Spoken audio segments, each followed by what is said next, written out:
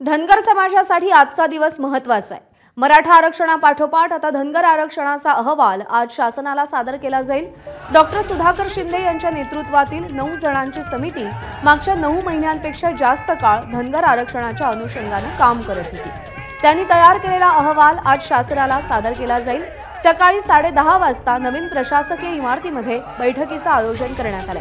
समितीने बिहार, झारखंड, तेलंगणा, मध्य प्रदेश, उत्तर प्रदेश राज्यामध्ये जाऊन जो अहवाल तयार केला त्याची माहिती सरकारला देण्यात येणार आहे।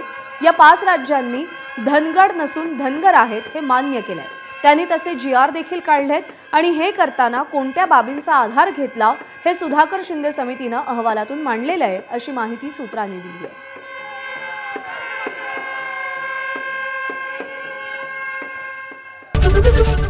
एबीपी माझा, उघडा डोळे बघा नीट।